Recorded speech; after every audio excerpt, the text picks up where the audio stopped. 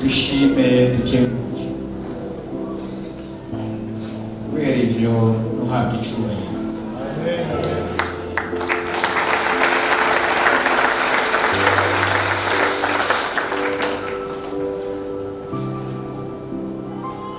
Nyakubahwa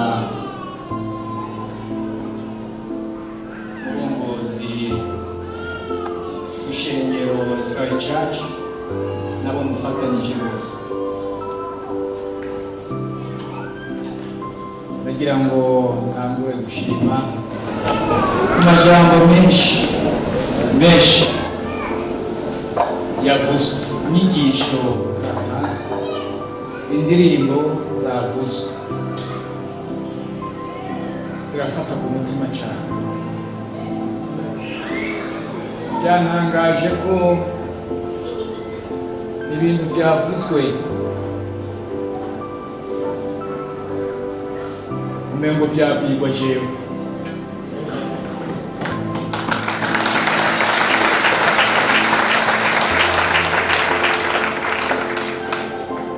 Ari nayo mpamvu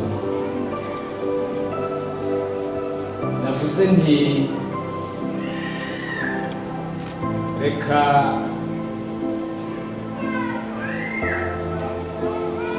ntange intahe, nshinge intahe.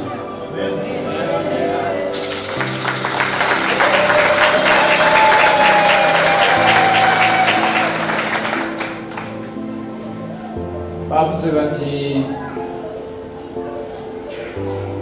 gukorera Imana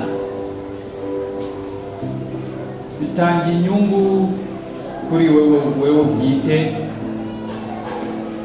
bigatanga inyungu ku gihugu, bigatanga inyungu no ku mahanga yose.